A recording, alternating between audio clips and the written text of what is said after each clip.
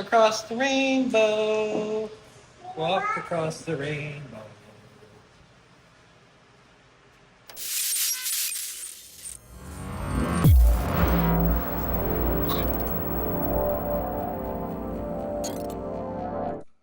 Live from Brooklyn, it's Ask an Engineer. Hey everybody, welcome to Ask Engineer, what is probably the last Ask Engineer of this year, because next week is Christmas and the week after that is New Year, so we'll be back in 2025.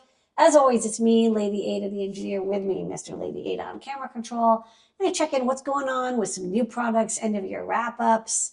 It's not out yet. Tons of videos and top secrets, and as well as codes. So let's get on with it. Yeah, a special programming note. They're about to possibly ban TikTok in the US. So of course, today I can finally stream from our streaming setup because you have to apply. They have to approve you. So maybe they're just letting everyone do it before the end. But hello, everyone on TikTok. We're on the ticks. Yeah, so you can hit follow. We post a ton of things. You can send us a heart puff. There's a chicken that you can send us. There's all sorts of things over there. There's a super GG, a heart puff, a rose, a chili, all sorts of things. I don't actually want those things. I have no idea. Don't send those. I have no idea what they are. I don't know. It's just cyber gifts. Yeah, but it's kind of neat because we are now broadcasting on, I think, every possible place. So we'll see how it goes. You can't escape us. Yeah, we'll see how it goes. We do like to publish fun educational things, and that's why we try to get the message out.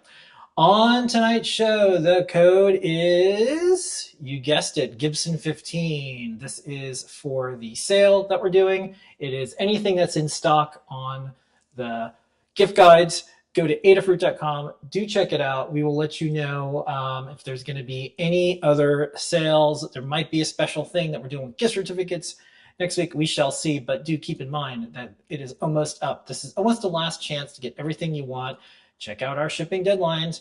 Today is the 18th, so you have till tomorrow to do next day air if you want to try to get it in the US by Monday-ish. Yeah, because if you order on Thursday, it'll go out Friday, and you'll very likely get it on Monday. Yeah.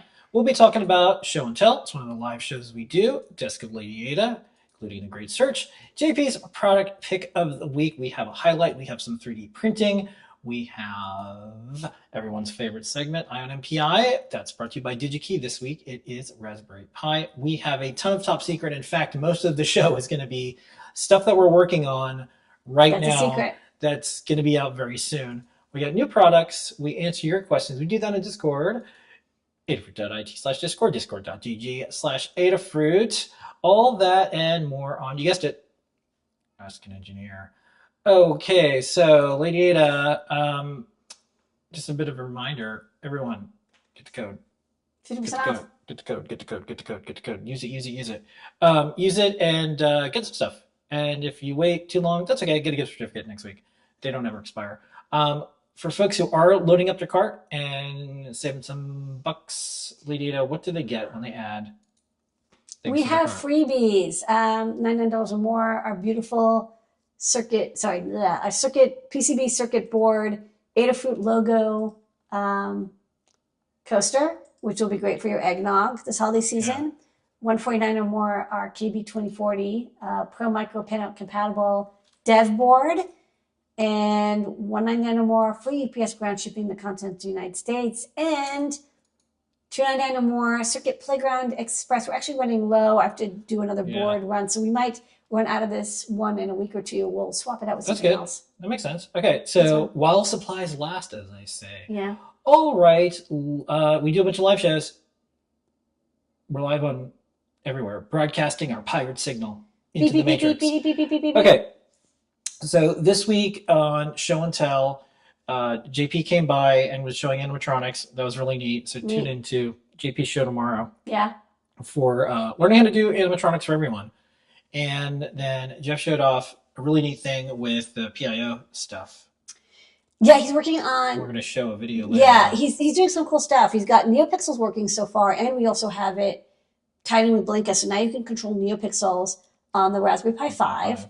And then which is a big request. And then next thing he's doing is RGB LED matrices, like Hub 75 matrices, which haven't worked on the Pi 5 either because of the different memory mapping GPIO system. But now it's like better than ever. It's like super fast. I think you can use like any pin.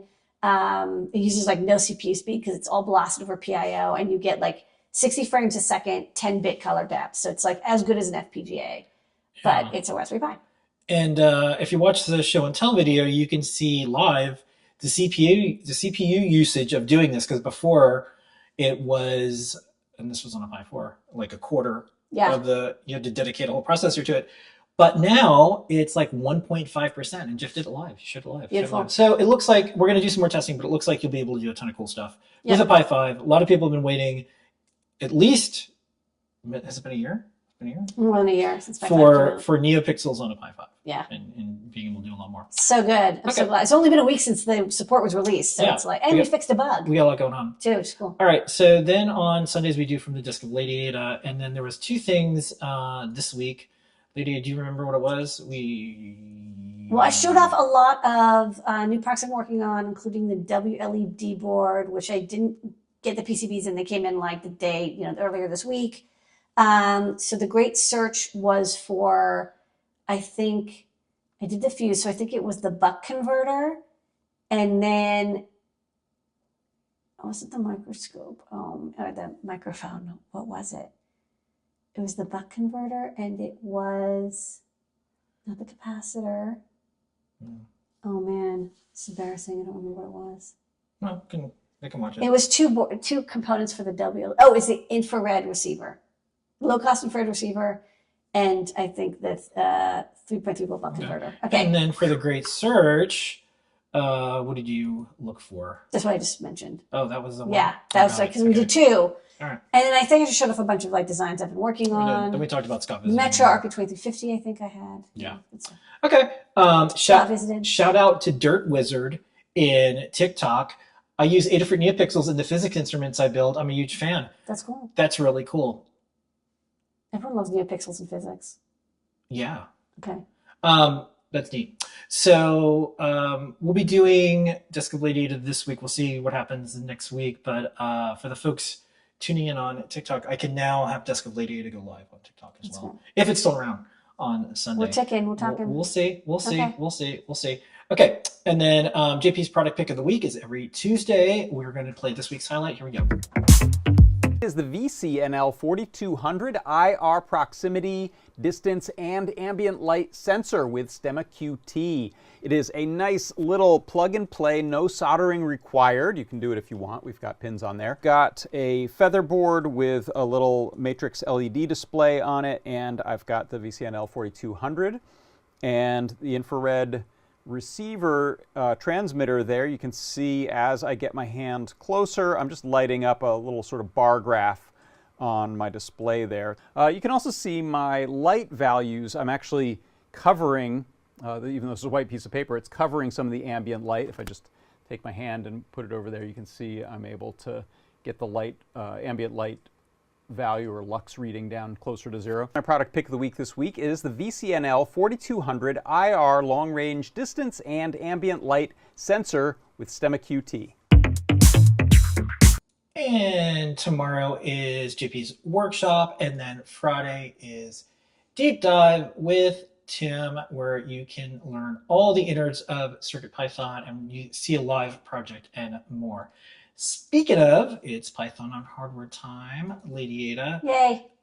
This is almost the conclusion of all the newsletters for the year. So if you go to adafruitdaily.com and click Python on microcontrollers, you will see the latest one. You don't have to subscribe if you don't want to, but you can. It gets delivered to your inbox. And we want to thank everybody for the entire year. Thank Anne for being able to do this newsletter. So the next one will be January 13th. And there'll be a lot, because after the holiday break, a lot of people get their stuff. They want to play with it quick and easy. And Python is there. So the Raspberry Pi 500 keyboard debuts, along with an HDMI monitor. We have some cool teardowns. Things. Yeah. Lots of teardowns, because people are getting this new stuff. We have Adafruit visiting Boston College. CircuitPython projects. Yeah, CircuitPython projects. A little bit about Moo and the next things for it. We have us on Blue Sky. And we have a ton of projects that you can see, updates to our libraries and more, other news with Python around the web. It's a Python world. We just live in it. And we've got 2 videos. So we were talking about the thing that Jeff was working on and then the thing that Tim was working on. So we're going to play those videos back to back. These are 2 Python on hardware demos. Okay. Let's do it. Hello, Jepler here. I've just got my Raspberry Pi 5 with an Adafruit RGB bonnet, and I am running some code on it using the PIO peripheral to drive this RGB matrix. As you might know, Raspberry Pi recently released some programming examples, so we could start using this cool peripheral to do things like this that we haven't done on the Raspberry Pi 5 so far. This is a small panel at just 16 by 32 pixels, but I'm driving it with a bit depth of 10, which means the less intense colors over there on the left are pretty good, and we've got a ramp up to really bright white. And it's running at over 400 frames per second, so you'd also be able to run some larger panels at a refresh rate of over 60 hertz. This is just a standalone C program for now, but I will be wrapping it so you can use it from your Python programs on Raspberry Pi 5. What's up, everyone? It's Tim here to give you a look at my latest project. Carol the Robot is a basic programming environment created to make it easier to learn computer programming. Carol was first created in the 1970s by a Stanford graduate student named Rich Pattis. The student writes programs that control a virtual robot named Carol. Various different puzzles exist for the student to solve using the fundamental building blocks of programming. Oftentimes, the next chapter builds upon concepts learned in the prior chapters. In January 2019, Chris Pike and Eric Roberts published a Python version of Carol for Stanford University, and now Carol has made its way onto microcontrollers with this new CircuitPython implementation. The project runs best on any CircuitPython device that supports display I/O and has a built-in display that is at least 240 by 240 pixels large. The Learn Guide follows along with the chapters from the Stanford Python Carol webpage. Thanks for watching, and I'll see you next time. All of these Python on microcontroller related projects can be delivered to you. Yes, your inbox or RSS, or you can read it online, or you could just look at it on GitHub. We have a lot of places for it. Adafruitdaily.com. That's where you do it. Let's do some open source hardware news. And the news is going to be about us. So, well, because, someone has to talk about it. That's true. So there are a bunch of certified open source hardware projects. There's like almost 3,000. However, we are almost up to 800. So we are about 27.13%, I think, of all certified open source hardware projects. We're very proud of that. And we're very close to 800. So I think maybe by January 1st. By January 1st, because we actually have this week's product went in, and then next week we It's put like the real files time. up. The Metro 2350, which we are going to have in 2 weeks, and then the Sparkle Motion board. We just submitted all 4 of them and post files up. So they're either coming, they're going to be in the store or for sign up before January 1st. So why not? Yeah. To check them out. So there's no good reason to do this, by the way. I just like big numbers. Because there can always be someone who says there's no reason to do it. So you have to find a reason why you want to do it, because you can always look online and be deflated. Yeah. We do this because we want to demonstrate to our cool community that it's possible to be open source, so be a good cause. It's possible to run a business, be a good business, and give more than you receive. And so that's kind of neat. So we put all this out there. We're certifying them real time. Thank you, Ashwa, who looks at these. And it just means that our designs, we're sending you the signal. We really, really, really like open source, and we really want you to do more things with it, learn from it, and it's there forever. No take backsies. So do check it out. You can go to ashwa.org and certifications. We have almost 800, and we'll make some noise about it. In addition to the certifications, we do usually like a learn guide.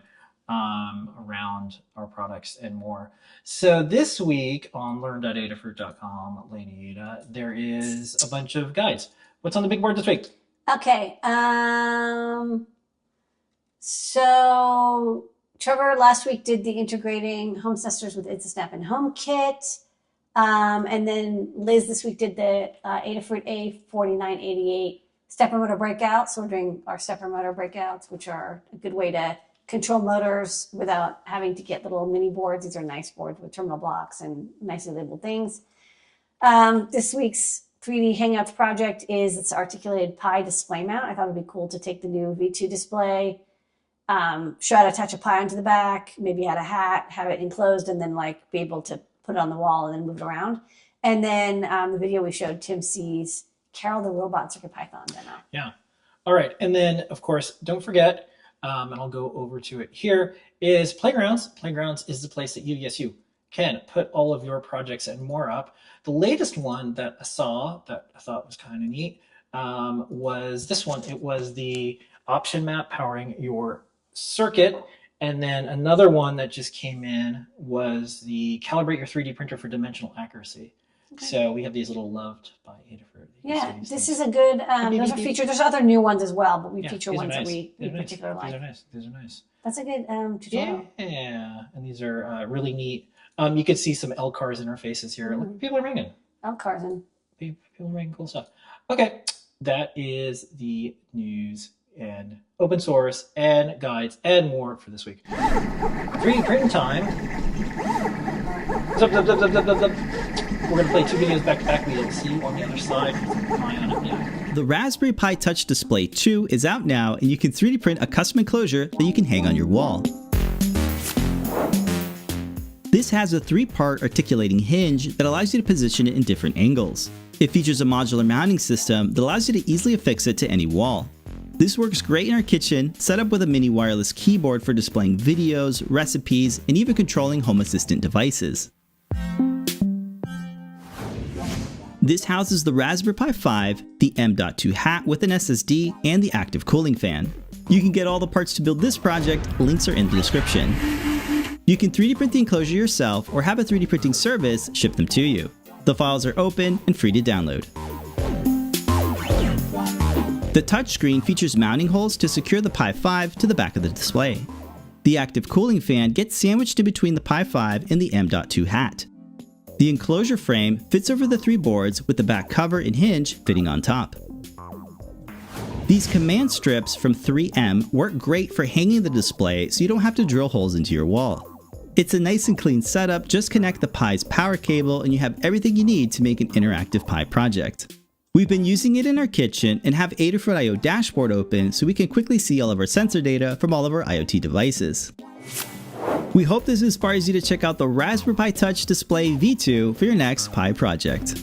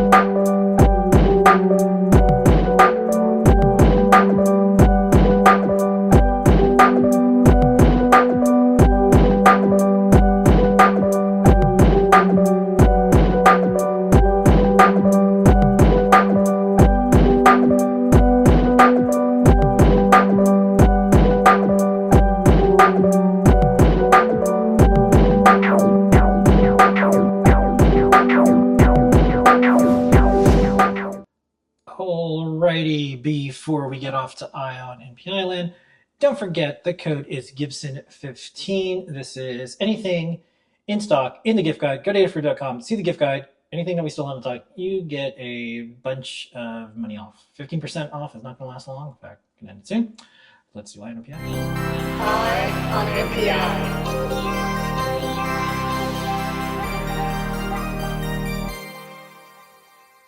Ion and PI brought to you by DigiKey. Every single week we show you the new product introductions. NPI. This week, it's from Raspberry Pi Lady to what is the new product introduction of the week? It's Ion Pi. This week we're showing Ion Pi on NiPi. It's the Compute Module 5, which recently just got released for pre-order. This beast of a little module is a great way to add a single board computer into a very small space on your design, and lets you skip a huge amount of work getting Wi-Fi, eMMC, an A76 quad core processor running at 2.8 gigahertz, basically like a computer, as cheap as $45, with a varying amount of RAM and wireless configuration in MMC or Lite, where you just add a micro SD card. The CM5 just announced, like I mentioned, it is a pre-order right now, but it looks like they're going to be in Q1 of 2025. So pre-order now, and by the time you get back from holidays, you get over your eggnog hangover, you will be ready to integrate this into your design. You can see it's really packed. Like the small size, I think it's like 40 by 55 millimeters, completely packed with everything, including the new RP1 GPIO manager, which gives you PCIe and, as we just talked about, PIO lib for ultra high fast GPIO programmability on the fly. What's this? Okay. So I remember the original Raspberry Pi, which we did stock, and we thought was a really cool machine. And, it was like a 700 megahertz ARM microprocessor that could run Linux. It was real slow, but it was really good for at the time in 2011. It had GPIO, which was really cool, camera and display connector that eventually got released in the Raspberry Pi display. It also had video out with HDMI, audio out, power in, and a USB port. One thing you'll notice is that there was a connector on every side. And they did eventually add mounting holes, but even initially it was kind of hard to get these into cases because there was connectors everywhere.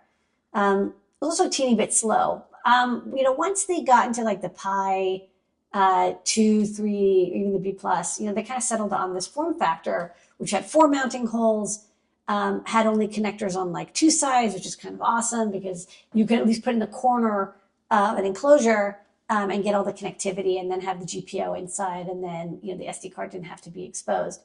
The problem is this was still kind of chunky and big, especially if you didn't need the Ethernet, or if you wanted to have this plug into a board where the sockets, the USB had to be exposed. You'd have to use extension cables, and people made these funky L-shaped PCBs. And so the Raspberry Pi came out with the compute module only a couple of years after the Pi 1. And what's kind of fun about this is it came in a DIMM format. It was memory format. And the idea is that it had a lot of pins. It was a fairly high speed interface, and you'd be able to snap it into a standard DIMM connector. And then the Compute Module 3 came out. This was when people started really using it a lot, because by the time we got to the Compute Module 3, the Raspberry Pi 3, we're talking about a quad core processor and enough RAM and stability in the software to really appreciate it. You can still get the Compute Module 3 if you want. It's in stock at DigiKey if you'd like. And some people, if you have this design, even this came out, maybe almost 8 years ago. One of the things that's nice about Raspberry Pi is they have this longevity program. Basically, if they design something, they're pretty much good for having it for 10 years or so. So for the compute modules, what you would do is you'd plug it into an I/O board, and it would give you access to, in this case, the single HDMI, DVI port, the USB port, and all the GPIO and the camera connections and the display connections.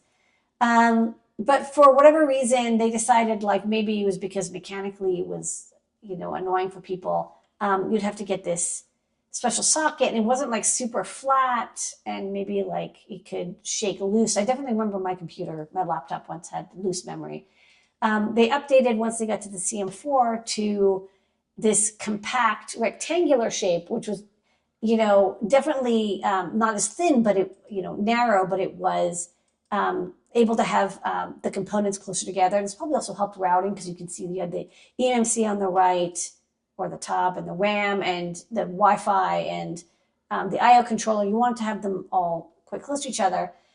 This version also had 4 mounting holes, so you could like really mechanically connect it down. It has a Wi-Fi connector, and then to save space, instead of having that long row of contacts, you have 2 Hiroshi connectors on the bottom, each of them 100 pins. So you get 200 total pins, I think like up to like 100 GPIO or whatever, some 80 GPIO, tons.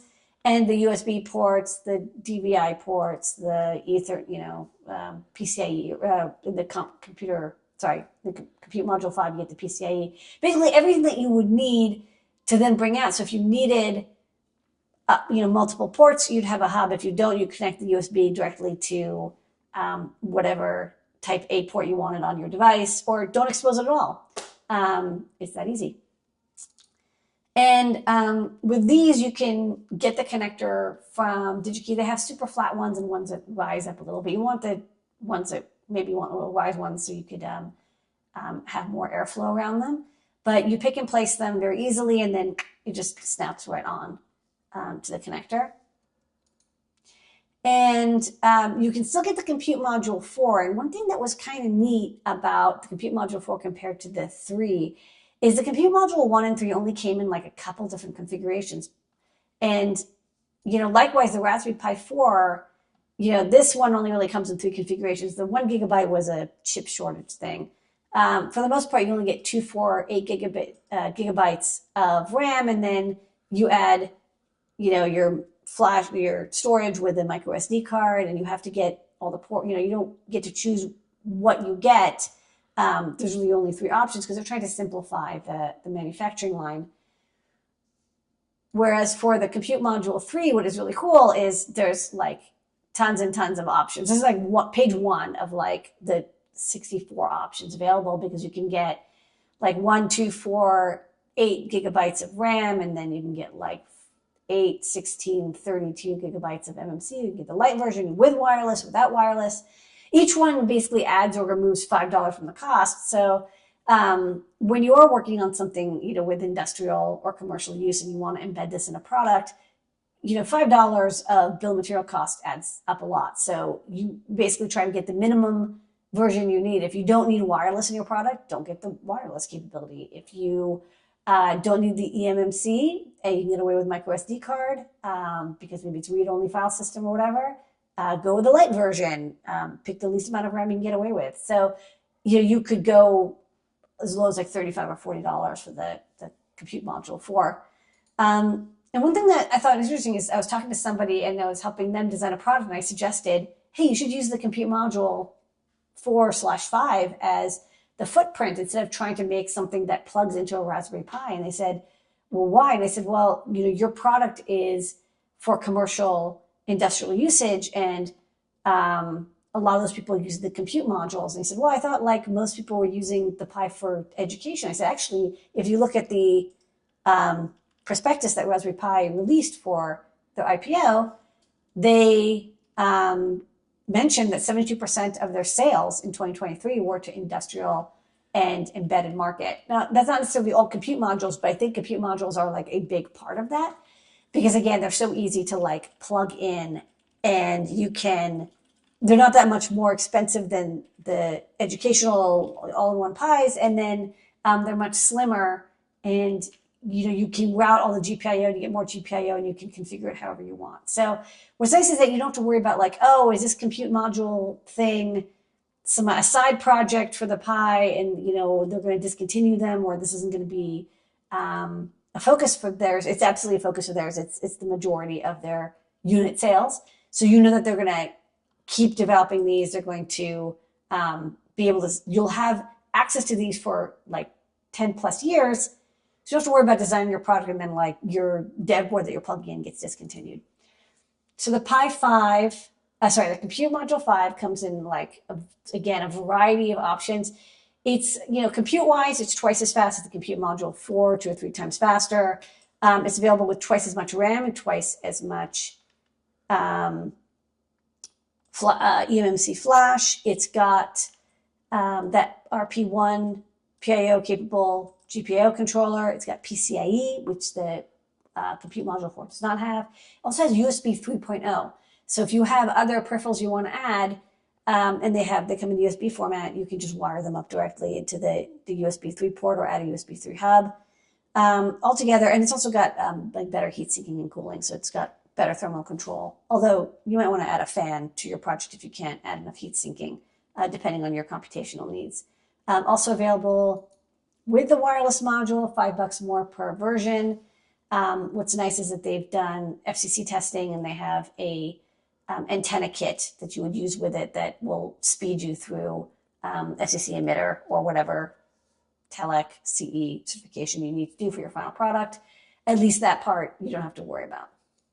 Available in Educate. For pre-order. So they're not available anywhere yet, but you can pre-order now. Again, dozens of options. Do not wait till the day they are sold because they will sell it instantly. If you pre-order from DigiKey what you want, they will let you know when it's about to ship. You can still adjust your order up till the shipping date, but you will get first in line. And also they will know how many to book. So it's like, of all the 64 options, if your version is not as popular and you need like 100 of them, you want to tell them as soon as possible. All right. And we'll do one question that's related to this, which is, are the CM4 carrier boards compatible with this CM5? One person says, most part, so far, yes. For the most part, yes. The only difference is the USB ports are 3, not 2.0. I think I saw a note on the carrier boards. I know the Pinura, which Timon designed for the CM4, is compatible with the CM5. So that's good. Okay. But, it is an upgrade. If you have something that's CM4, I believe you can just kind of plug in a CM5 and you're good to go. But if you have something with a CM5, you may not be able to go back to the CM4 if, for example, you're depending on the PCIe port or the USB 3.0. So just like think about like, maybe I want to go back and forth, or maybe I want to have 2 versions of my product, one with higher processor for AI capabilities, one that's less expensive. Just keep aware that the pinout is the same, but the capabilities are different. And that is this week's Eye on NPI. Eye on NPI.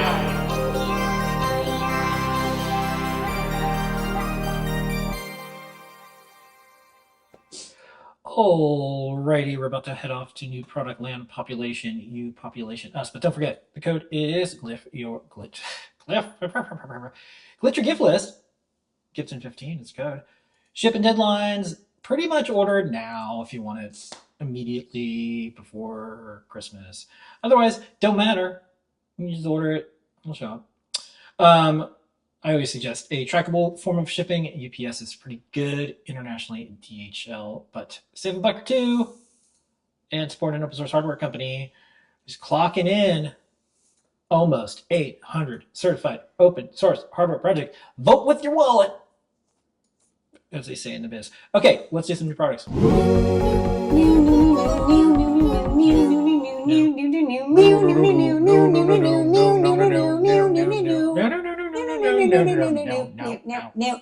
We're watching a lot of X-Lights videos, and they all use that song. That's right. I guess. Okay, first up, some people have asked me for a panel mount micro SD card extender. Yeah.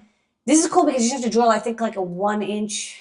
I look at the product definition for the exact inch. Maybe it's a 1/2-inch diameter hole. So you can use any round, wood or metal drill bit or CNC. You pop this in, you screw the hex nut on, and then on the other side, you have another micro SD plug that you put into the device. One thing I will mention, because this trips people up, a lot of devices know when you they cycle the storage when they see that the mechanical SD card has been removed. Since you're doing the extender, there's no way for the host to know when you've swapped the card because it can't detect the mechanical thing has changed. It thinks it's still connected. So this isn't good with something where you're hot swapping an SD card. What it is good for is like a single board computer where you only swap the SD card on boot. It's good on like a 3D printer where you can tell it, hey, rescan the SD card, or you only change it once in a while. It's just be aware you're not going to be able to hot swap it and have the host know because mechanically it's not being removed. And I just want to say something, breaking news. This is SanDisk's new logo, the one right in the middle. Dude. I love it. I'll tell you why. So everybody, dunks on every type of rebrand that's happened recently. This is kind of... Look at this cyberpunk thing. It is cyberpunk, but it's this is cool. What's with those S's? It's cool. This is so cool. Finally. This is like I want a jacket with this going down the side. I want to get... That is true. This is like Akira. Isn't this cool? Yeah. I love it. Okay. Anyways, so by the way, we have to say this card. Okay. Anyway. Okay, next up. This is a mini panel mount USB-C connector on one end with a little like protective cap. Beep, beep. It's tiny. It's like a 1/2 inch drill hole. It's very small, and a JST-PH on the end. One thing I will note, a little bit of a curse of USB-C devices I've noticed is that the CC lines are not connected here. So this is not great for use as something that connects to like a client. It's better as something that connects to a host. So for example, you want something that you would plug into the panel mount part, a USB key or a keyboard or a mouse, and then the other side is the host, because you can require it has 5-volt power, and then the 2 data lines and ground. So it's basically like your USB host connection. The reason it's not great as a client is that if you're connected to like a Mac or to a power supply that is using USB PD, it's going to say the CC lines are floating and can't detect a device. And so just be aware, or if you do use it, make sure you're using it with a Windows computer or some other computer that doesn't care about if the CC lines are not connected. All right. Also wanted to say shout out to DJ Shrimp. Ooh, okay. I love shrimps. You telling me a shrimp is DJing this place? Yeah, that's right. Okay, let's go to the next one. Next up, more panel mount. This is a Type A connector, so this is your standard USB host. This is for charging a device over USB-A. It's got only the power lines, and it's got a little rectangle shape. And then this is just a demo. We show you all the things that go with it. Okay, and then we got this one.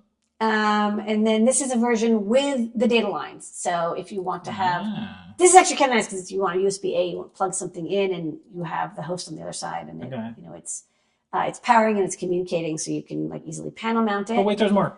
Okay, so these are actually the things I really like. These are extremely cool, except for this USB-C one, which again does not have the CC lines. These are sewable. So like they're molded into this. You can see the sew lines on the rectangle. They're made out of a soft plastic. It's soft plastic that you sew through. You can sew through it. That could go on my SanDisk jacket. Your SanDisk jacket to charge it.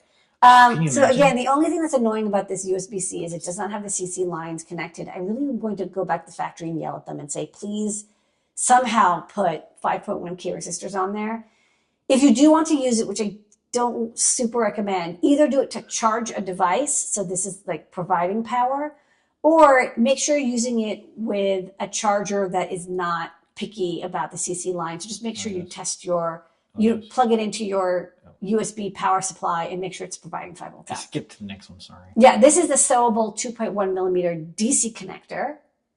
This is really nice. So again, sew it into your jacket, and then you can have your NeoPixel lights light up and power. And then finally, we have a version with a micro USB, which thankfully, I would recommend if you want to do USB, because people are still using micro USB. You don't have that CC line. It's a big deal. issue. Just get it out there. It's fine. It's cool. So I'm just informing people. Yeah, and you could show, and you show. Look at this. You show 5 volts. You show what's going on here. Power. This is really neat. These are neat. You're right. Yeah, because we actually got a request on the forums. I have to go back to the forum post Find it. where somebody asked me about this, because they were saying they bought some hat with lights or something, and they were like, "Can you find me this connector?" And I was like, "I have no idea what you're talking about." So this is cool. Yeah, I want to sewable connectors. Yeah. Okay. And the star of the show tonight, besides you, Lady Ada, our community, our customers, our entire Adafruit team is the Nuxie boards. This is like a really quick spin board. I had some people ask me a while ago for this, and I was like, I don't understand what you're asking for. They're like, I want vertical displays. So we saw this on like a fake Nixie clock, and I thought this was kind of neat because they're little ultra high resolution IPS TFT displays, 240 by 135 16-bit color pixels, but they're vertical and you can stack them side by side. So you want to make a clock where each digit is a separate TFT, like these like fake Nixies I saw. This is the board for you, because that Nixie clock had a little plug-in, very hard to use. So what's cool about these is that they come pre-assembled with a 2x7 pin plug header in. So the display is like 0.8 inches. And so I made it 0.8 inches wide, and then I have like 7 contacts. The 2 rows are identical. I just have dual rows, so it's mechanically stable. So that way you solder it down or you like push it down against a breadboard, it's not going to flop back and forth. And you get power, ground, clock, data, chip select, data command, and backlight. We have an auto reset circuit. There's 5-volt logic level shifting, so you can use it with your Raspberry Pi or your Arduino or your RP203050 or the ESP32, whatever. Letters and numbers combo. We should probably do a demo and put it on the product page that shows like the Nixie. I have to, but it's like I ran out of time, to be honest. I got these PCBs. No, we can have our team help out with that. Liz, when she gets back from holidays, we'll do it. So now you can have multiple displays. So what you would do is you'd share the clock and data lines. You have it and data command, and then have a chip select and control them individually. You can have them have individual little images. So very cute. And then there's mounting holes, but you can also snap off the mounting holes. Nice. It's just like, it's quick respin. I want to just make sure it's like, it was 7 pins wide. Yeah. All right. And with that is new products for the week. Yay.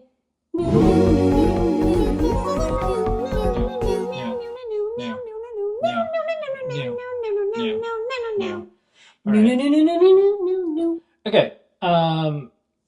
Okay. We're gonna just remind you the code is Gibson15. 10% is usually the maximum we have, but now it's 15% for now. So go to adafruit.com, go to the gift guide, whatever we have in stock. In the gift guide, 15% off. Okay, so what we're gonna do now is I want like 10 minutes of video so I can go finish this. Yeah, so here's what we're gonna do. We have so much unreleased hardware that we're about to put into the store. So this is our top secret section, but you'll see these videos go out a little bit later and there'll be products in the store. But this is like, it's a secret at the finish line of the year, and we have so much stuff. So I'm just going to play these one after the other. While we do that, Lady Ada's going to go and continue to work on hardware. I'm going to work on hardware. That's how we're showing hardware while we're making hardware. Yo, dog, I heard you like hardware. So you put hardware in your hardware. I'm in a spinning cube. Yeah. So we're going to do that now, and then once we get back on the other side, we'll answer the questions that we got sent in advance, and then we'll look around to the different chats. Okay. And then just another thing, this is just something I like. Shout out to our TikTok fam. So we've had our videos up there, but we just got approved for live. And there's a lot of folks that are super fans. They use our stuff. We got some coins. Yeah, we got a coin. Thanks for the coin. Yeah, thanks Elliot. And then let's see, Jedi, and then Crow 1170. I already talked about the shrimp that DJs. Anyways, it's cool because this is a whole other group of folks that we normally don't get to interact with the chat, because I think TikTok just said, F it, we're going to the Supreme Court to figure out if we're going to be banned or not. Everybody can broadcast, so we're broadcasting. We'll get approved today. So let's do the top secret. Are you ready? We'll be back in like There's 7 a lot. minutes. There's a lot. Watch me design hardware last week.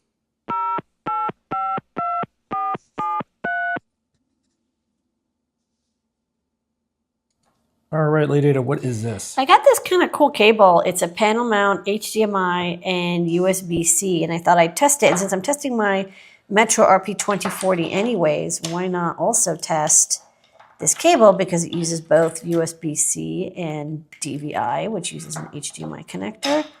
So I have some stuff that uses HDMI and USB-C. Yeah, so it's nice is that you could then panel mount this, and then you have your. I thought it'd be great for Raspberry Pi computers actually, because you have USB-C power and then HDMI to micro or mini or standard HDMI, and then we have the DVI on the output, and then we see on the computer that the USB-C works because it enumerated. So this cable is good. I'm gonna get these in the shop. Yeah, these are nice. I like the little. It's compact. Yeah, and it has nice long cables.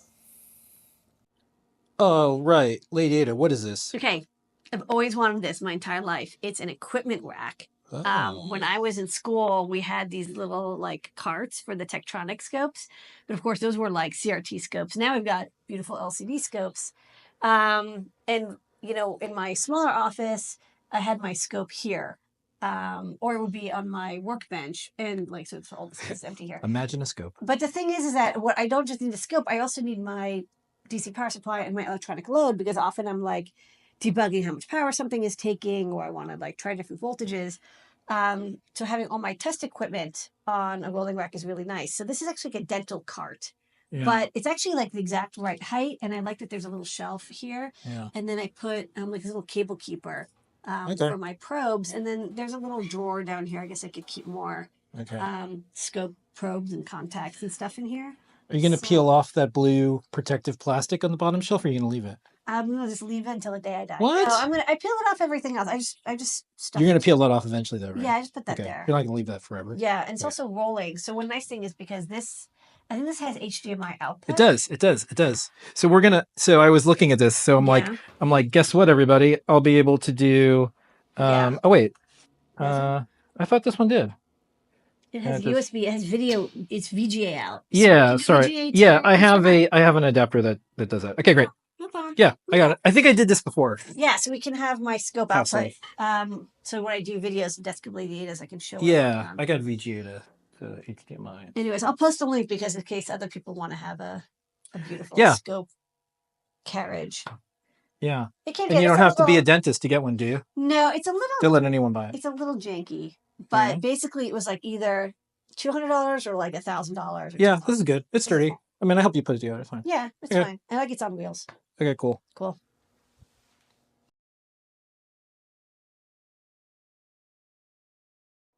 All right, Lady, what is this? I'm testing out more stepper motor drivers. We did the A4988, and now I'm looking at the TMC2209, which is kind of a cool stepper motor. So I've already tested the step and direction mode, and that works like as expected.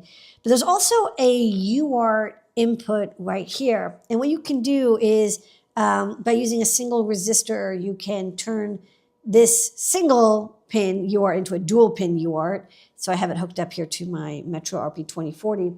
And then I'm running this library called TMC Stepper, which seems to be fairly popular. And basically it's just like the code that runs all these TMC Trinamic driver chips and lets you do stuff like, this is kind of neat. You can set the current limiting, you can set the micro steps over UART, and then some other things like spread cycle and PWM scale. And then you can set the velocity over the UART. So what's interesting is I'm not actually toggling the step pin here. I'm actually setting incrementing and then decrementing speed. So I'm starting at 0 and then I'm like stepping up to like, whatever, 10,000 speed. I don't know exactly how many, like what, maybe that means like steps per minute or something. I don't know, I gotta look that up.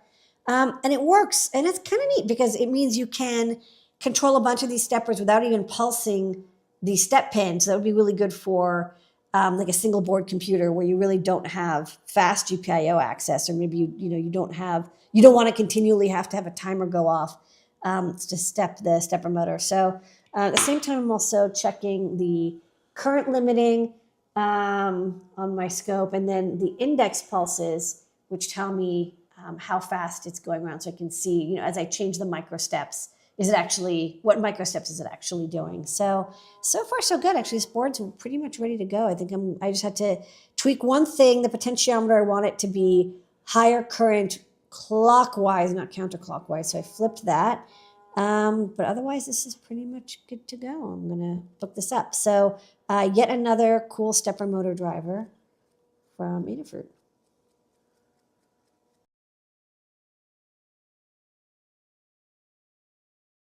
Oh, right, Lady, what is this? Okay, I'm doing my final test on the Metro RP2350. So I fixed the chip pin orientation. So now they're all going the right way. And I relayed out the board, and now I'm testing everything. And thankfully, pretty much everything is working. I had one component that was the wrong value. I just hand fixed it. I tested the micro SD, the debug, the PSRAM is working, all the GPIO, and there's an HSTX port. So connecting that to my DVI, and we can have some festive holiday turtle. And then here's the REPL. Let me restart it, and you can see us. And then in a few seconds, it's a beautiful Christmas tree. So this is the turtle program running with DVI output, 640 by 480 pixel doubled color display, little star on top. So now I know the DVI works, all the pins work. This board is ready to order, and it's going to be in the shop real soon. All right, Lady Ada, what is this? I got this kind of cool cable. It's a panel mount, HDMI, and USB-C, and I thought I'd test it. And since I'm testing my Metro RP2040 anyways, why not also test this cable, because it uses both USB-C and DVI, which uses an HDMI connector. So I have some stuff that uses HDMI and USB-C. Yeah, so it's nice is that you could then panel mount this, and then you have your. I thought it'd be great for Raspberry Pi computers actually, because you have USB-C power and then HDMI to micro or mini or standard HDMI, and then we have the DVI on the output, and then we see on the computer that the USB-C works because it enumerated. So this cable is good. I'm gonna get these in the shop. Yeah, these are nice. I like the little. It's compact. Yeah, and it has nice long cables. All right, Lady Ada, what is this? This is in rainbows. We're doing a demo with this cool 16 by 60 NeoPixel square. It's a great way for me to test my WLED board over here, which I got today. Only made one mistake. I had the wrong resistor for the 3.3 volt regulator, but that was easy to fix.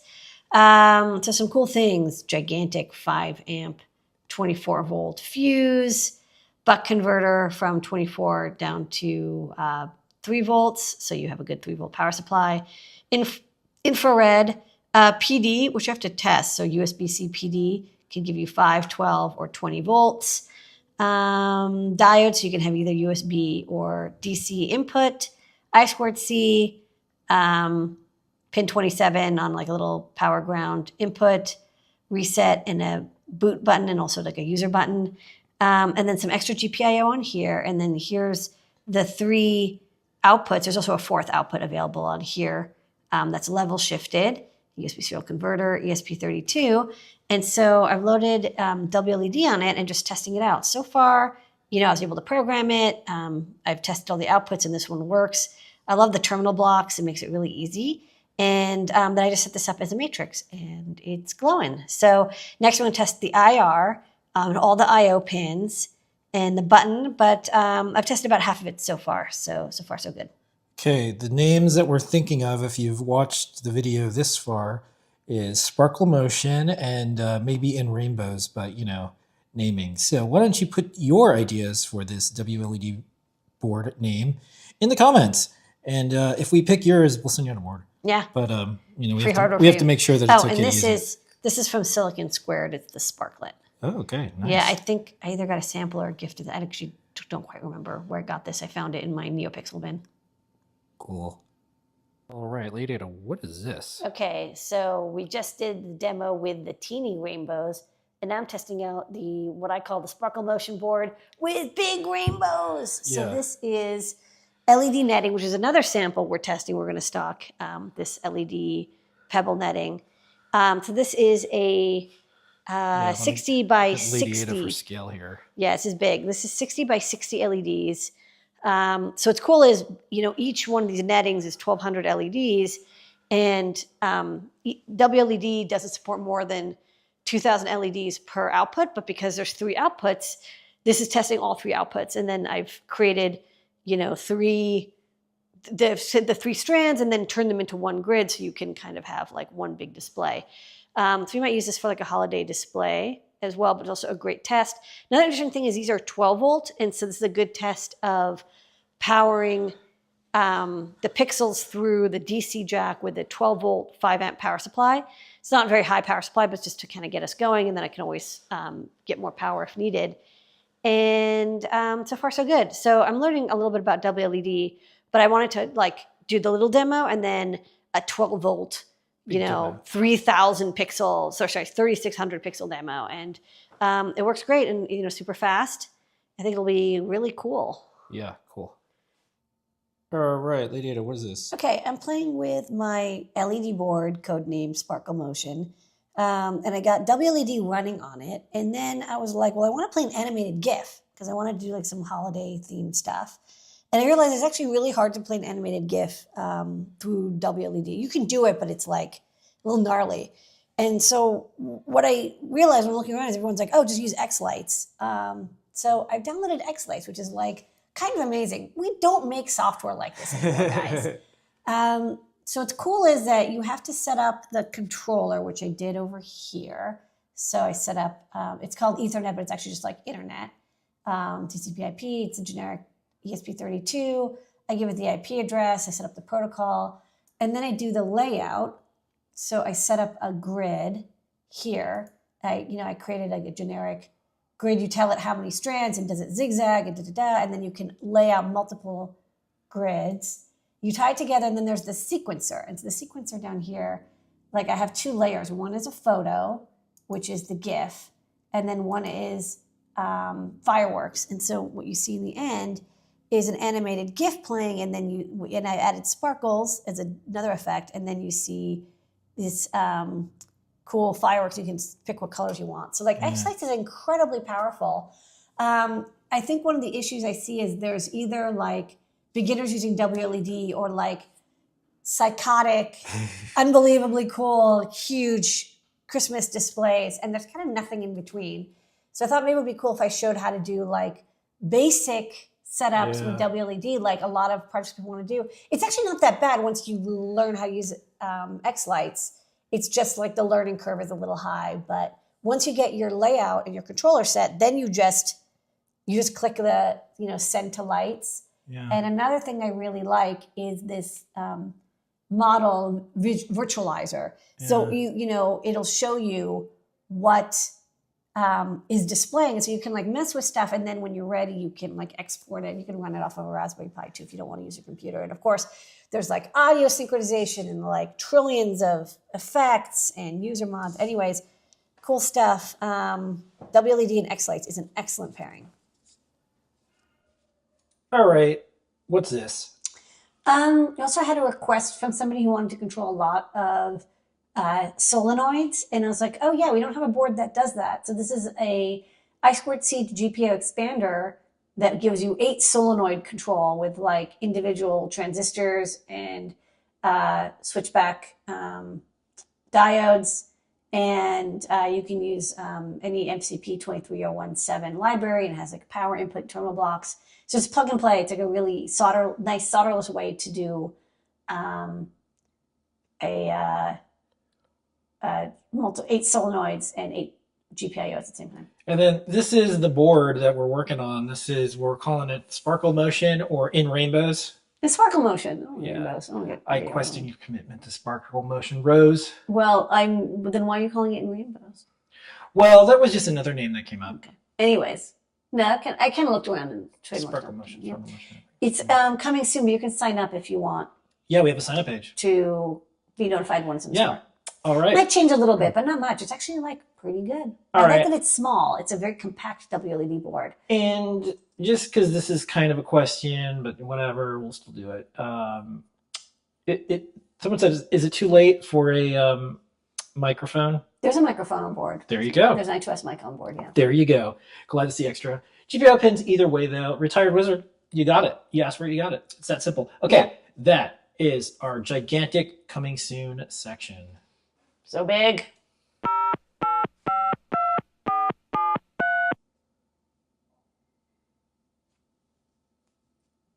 Okay, we're going to do your questions now, and then we have some questions from the chat. It's question time. Questions.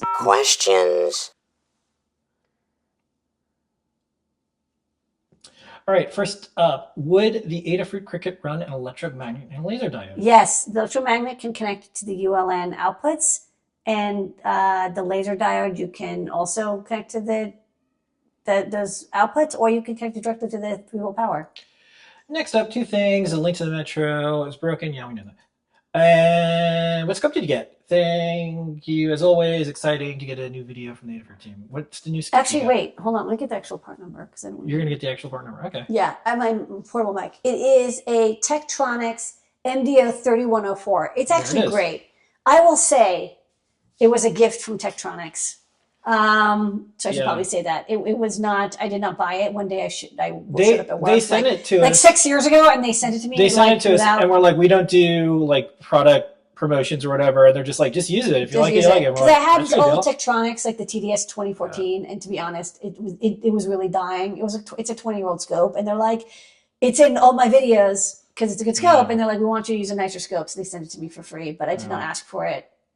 Yeah, we can get that. And yeah, we don't do Okay, that. how do you keep track of how many of which components you have where? Just a spreadsheet file? In my brain. Okay. Yeah. All right, next up. Are the panel mounts water resistant? No, I mean, we don't, I mean, if a connector's water resistant, and we've covered them on INPI, they're really expensive. Because like, water resistant means waterproof. So if you need a particular IP rating, I'd go to DigiKey and find it.